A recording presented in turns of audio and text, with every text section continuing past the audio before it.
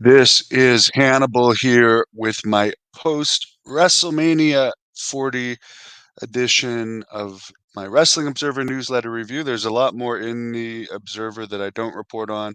I only report on the things I find interesting.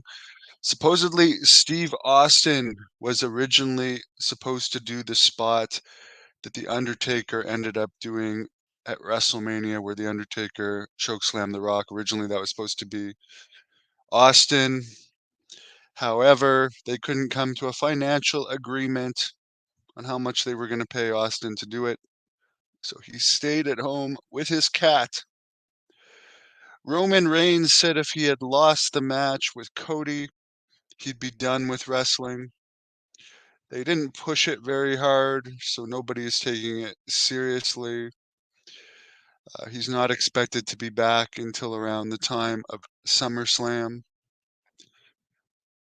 Apparently, after Cody Rhodes went through the curtain in the main event, Paul Levesque and Nick Khan gave him a gold Rolex watch. I guess Dusty Rhodes had wasted all of his money, and around 2003 or 2004, when he was broke, he had pawned his Rolex watch. So that was the significance of that. There's no planned date for The Rock to return for a match, but it's being talked about for next year's Mania or possibly one of the Saudi Arabia shows where they pay a huge amount of money. It's although there was initial talk that he was going to work with Roman Reigns. There's a lot of heat between him and Cody now. If it's not going to be until next year's WrestleMania when The Rock faces Cody, expect Cody to keep the title until then. Honestly, other than Roman Reigns, there's no legitimate challengers for that title anyways. Viewership for WrestleMania on Peacock was up 41% from last year. However, there's 48% more subscribers to Peacock as well. And obviously there's a lot of interest in this WrestleMania, but more people watched it than ever. That had a lot to do with they're not having to buy the pay-per-view anymore, and Peacock is pretty cheap to have. So it's a lot cheaper to watch WWE if you have Peacock. Like if Netflix is supposed to carry the pay-per-views here in Canada next year, I will subscribe to Netflix and probably watch some of the pay-per-views. Because that's not a bad deal if you get the Netflix content as well. WWE announced 72,543 for night one of WrestleMania, 72,755 for night two. Wrestle tickets announced 69,652 for night one, or for both days of the shows, I guess. Apparently, as for Brock Lesnar, he will be back eventually. He doesn't have that much heat on him stemming from the Janelle Grant lawsuit. And from my understanding, he never did anything with her anyways, other than ask her for a picture to pee when they had been in contact, which the whole thing is just bizarre. And I'm sick of thinking about it and talking about that lawsuit. I hope it goes to court and I hope it plays out in court. By the way, the UFC's all-time gate record for money, they made 17.7 million November 12th, 2016. Madison Square Garden, Conor McGregor versus Eddie Alvarez. Julia, the Japanese women's star, appeared at NXT. She apparently agreed to a deal with WWE late last year. Damian Priest re-signed a multi-year deal recently. John Cena says he'll be back doing matches, hopefully around the end of the year. He said he wants to retire by 50, which would be 2027, but when do wrestlers ever actually keep their retirement promises? It's all about the money. If you're offered more than an offer you can't refuse, you don't really retire. The only time wrestlers really keep their retirement promises is if there's an injury involved. Otherwise, there's not many I can think of that have actually stayed retired. I'll be shocked if The Undertaker stays retired, to be honest with you. After having success doing it recently with bigger shows, WWE is going to start going with the smaller sets in arenas where there's high ticket demand. In Philadelphia last week, they were able to put another 5,000 people by having smaller stages for Raw and SmackDown. And honestly, it looks way better with like the tunnel and fans on either side and showing a packed house than the ugly Titantron that was cool in the 90s, but we're 2024 now, halfway through. Um, Jacob Fatu has signed with WWE.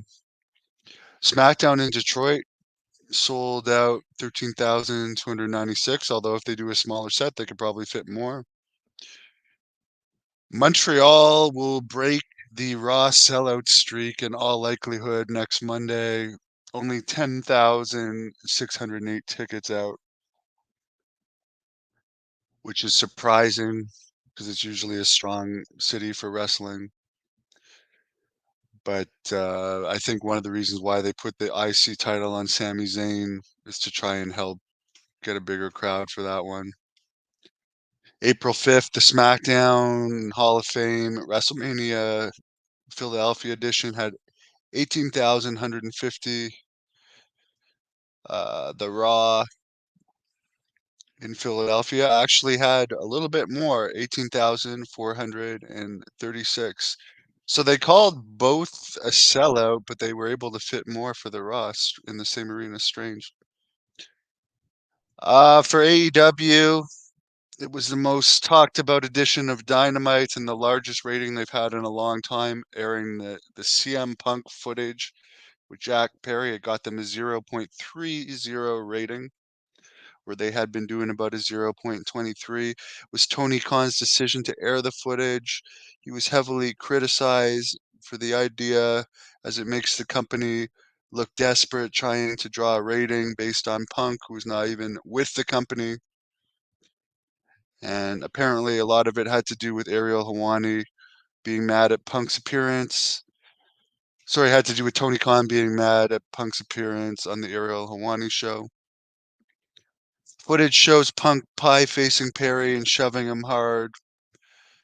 Goes to grab a guillotine, but it's unclear if he actually grabbed it. Um, the footage was like the actual action part of the footage was like 4 to 6 seconds long. It was broken up very fast with Samoa Joe, Chris Hero, and Jerry Lynn. Apparently, later in the show, after the footage played, there was a CM Punk chant versus the Young Bucks versus Okada, or the Young Bucks Okada were beating down Pac. The CM Punk chant started. Why you would promote a guy? First of all, in all honesty, in my opinion, nobody watching that is going to be like, "Oh, I'm never going to watch CM Punk again." It does nothing other than to show that CM Punk is going to get you a bigger rating than any of your current stars can get. Dave Meltzer points out that far worse things than this have happened in wrestling dressing rooms. Lots of WWE incidents have been a lot worse. Nobody even got fired. Um, Meltzer doesn't think putting this whole incident back in the public eye for a ratings grab was a good idea. AEW has announced the rest of their pay-per-view schedule for the year. I'm surprised they're not doing one in Toronto, considering that's one of their hottest cities. Uh, April 21st, St. Louis, May 25th, Double or Nothing, Vegas, Forbidden Door, June 30th in Long Island, All In, Wembley Stadium, August 25th, All Out Chicago. 1 week later, Wrestle Dream, October 12th in Tacoma. Full Gear, November 23rd in Newark. And then December 28th in Orlando. And Meltzer points out, and this is true, WWE can put counter programming on some of those dates if they want to hurt AEW pay-per-view sales. One thing I think that's good that they're going to do is start allowing people to buy pay-per-view through YouTube for people like me that are very used to buying movies and stuff through YouTube and don't have cable and don't want to sign up to Fight or Trilla or whatever the hell it's called because it's too damn complicated for non-technical people like me. I think the YouTube idea is a good one. Brian Danielson had a match in Arena Mexico versus 63-year-old Blue Panther, April 6th. Over 15,000 fans attended, but it was not sold out. As far as Ring of Honor taping after Collision, Tony Khan said, quote, "It's a budgetary thing. It's a difference between hundreds of thousands of dollars annually, millions of dollars in tapings costs. When you're looking at budget, it's a good place to look." You know what a better deal would be? Get rid of Ring of Honor or just have it pay-per-views because everybody leaves. Okay, I would say about 1,000 people left after the Collision tapings in Ottawa because they don't know the Ring of Honor people and it's boring and the shows go so long that the people that stay for these 5-hour shows leaves and are like, this is way too long. It's one of the reasons, other than you advertising people like Chris Jericho in the center of posters of shows and then they're not on the shows, and Moxley's wrestling in Japan and CMLL and he's on the poster but you're not even using him on the shows he's advertised for in AEW as well as others. But I'll be perfectly honest, like the Ring of Honor stuff is, other than the hardcore of hardcore fans, it makes your taping less people want to go the next time because it just nobody wants to sit through a 5-hour show. It's just boring. And look at this for the Collision taping this tomorrow, Battle of the Belts as well, in Kentucky, Highland Heights, Kentucky. Only 1,759 tickets out. I mean, there's less and less people going to these tapings, and they're so bloody long, and nobody knows the Ring of Honor talent. Just throw in the towel of Ring of Honor, or just have it as pay-per-view specials. Dynamite in Jacksonville, only 1,381 tickets on the 24th. Collision in Jacksonville, the 27th. This is your home base, 1,437. Dynamite in Winnipeg, the hometown of Chris Jericho, Kenny Omega, and Don Callis. Only 3,098 tickets out. Dynamite in Bakersfield, California. Granted, it's not till May 22nd, only 1,290 tickets out. In other wrestling news, Mick Foley, who had been talking about doing one last match, apparently has been having concussion issues from just doing light wrestling in the ring. So he may be having second thoughts about coming back for a last match. Obviously, it's going to be all about the money. His last match was actually February 28, 2015 for Omega Pro Wrestling in Durham, North Carolina against Mickey Gambino. He also wrestled a 3-minute match for Juggalo Championship Wrestling in 2011. He also did a 2010 TNA match against Ric Flair. And I remember watching that TNA match and thinking, and I like both of these guys. And I really hope Mick will be all right because I got concussion issues myself and they're not fun. But I remember watching this TNA match against Ric Flair, which I understand why Foley wants to do another retirement match because most people remember this TNA match against Ric Flair as his last match, and it was horrible. And it was in the Impact Zone, and you just felt bad. Like, why are these guys coming out of retirement to wrestle in this pretty much sound studio in this horrible match? Al Zink, former Maritime promoter from 69 to 77 before Emile Dupree took back over, passed away.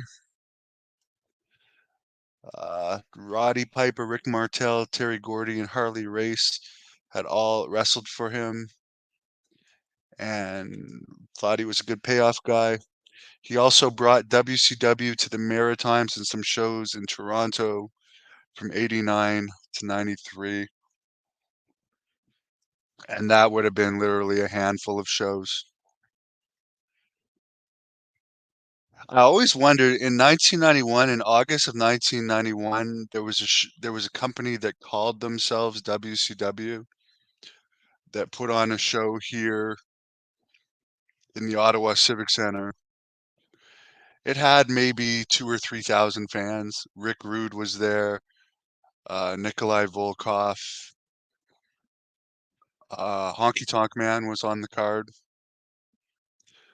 King Kalua was on the card. For anyone that remembers him, the Angel of Death was on the card. So there was some WCW guys, but I wasn't like I remember buying tickets to that, like, and I had to use my allowance. I was a kid, thinking it was going to be a WCW show, but it wasn't WCW. I always wondered what the heck that company was. TNA has a Rebellion pay-per-view coming up in Las Vegas, only 453 tickets out. The next day, their TV taping in the same building, only 287 tickets out. How that company stays around, I honestly don't know. PFL Bellator for their April 19th show at the Wintrust Arena in Chicago is promoting buy two, get two free. So when Dana White says he's not worried about PFL at Bellator, you never see UFC doing buy two tickets and get two free. They just put their ticket prices up more and more and more. And I've already talked about this, so I'm not going to talk about it too much more, but John Jones was arrested April 6th after an incident with Drug Free Sports International, who came to collect a urine sample, and took one of their phones at one point and made some threats, which is strange, but I don't know if anything will come out of it. Just a whole bizarre. There's always more and more bizarre stuff with John Jones. He said he only really wants to have one more fight against Stipe Miocic, and other than Conor McGregor, John Jones, who's way, way, way less known than Conor McGregor and way less of a draw, is like the second best draw UFC has. But they don't need pay-per-view draws anymore with their ESPN deal, and people they're like on a massive sellout streak on arenas just for people paying to see um, UFC the brand. So Mike says if WWE forgoes Rock versus Roman for Rock versus Cody at next year's WrestleMania, I'm done. I think that it will be maybe Rock versus Cody at one of the Saudi Arabia pay-per-views. I don't know. It depends on The Rock's movie schedule, but Saudi Arabia would pay a huge amount. However, he would get way more publicity for waiting and doing it at a WrestleMania.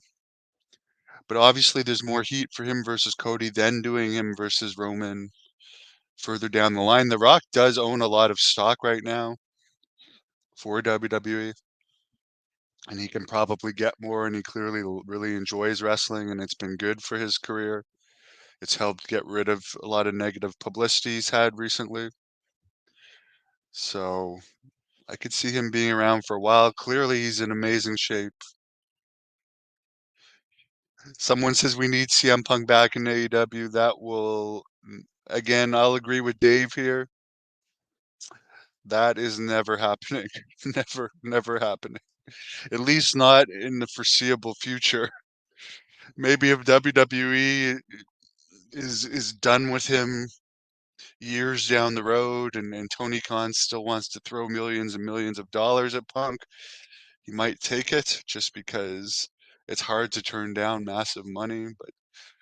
But if you look at the numbers for AEW overall, they're getting lower and lower and lower crowds.